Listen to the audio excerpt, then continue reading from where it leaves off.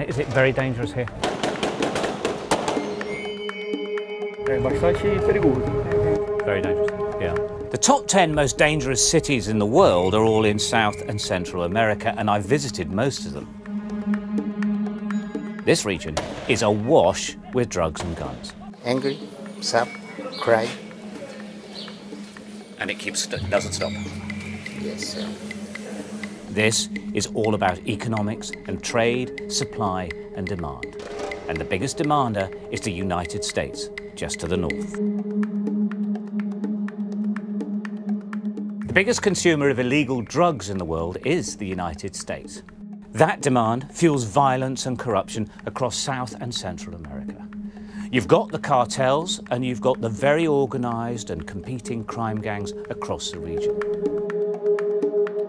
But the key is always poverty, and crime and corruption feed off poverty. You have poor and badly run countries with an abundant natural growth of marijuana and poppy fields. This exploitation of the land and the people by cartels, militias and gangs contributes to violent and corrupt societies. This is what we have to do right now, so we can get some money. And because of the familial political structure of gangs and organised criminal groups, where families stay loyal to families and neighbours to neighbours, entire communities are run by heavily armed groups with weapons who oversee the drugs trade on their doorsteps. This is the dividing line. And if you came out of this area and crossed over there and they didn't know you, they'd kill you. You can see over there, there's 13 written on the wall. You have groups competing for territory, and murder rates are almost entirely driven by revenge killings. Using violence to settle differences is the norm, and they kill with impunity. And not only do you have gang-on-gang or cartel-on-cartel violence, but you also have gangs and cartels fighting the police who are trying to bring down crime and murder rates.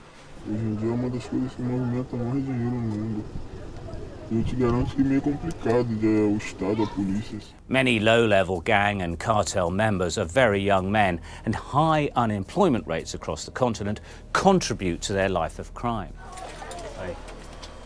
In Brazil, I met one drug gang operating in a favela in Rio de Janeiro. The gang members I met were very, very young indeed, early 20s at the most. I asked them why they were part of the gang, and they mostly answered the same. They can't get a job anywhere else because of where they come from, a poor favela. Faz parte da sacanagem. Da sacanagem que eu quero te dizer é o quê? Todo mundo quer ganhar negocinho por fora, até os policiais, entendeu? I was amazed when they said that they did actually want to have other jobs away from a life of crime. They just can't get any, so they have to do this job, and they do see it as a job to feed their families. Assim, qualquer outro aqui de conseguir acabar com o tráfico pode diminuir. Isso daí. Poverty, corruption and the lucrative drugs trade is in one way or another connected to the high level of violence on the continent.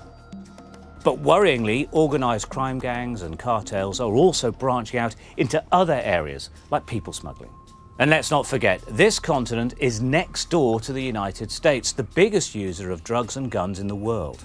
Ironically, it's also the place many people escaping the violence are actually trying to get to.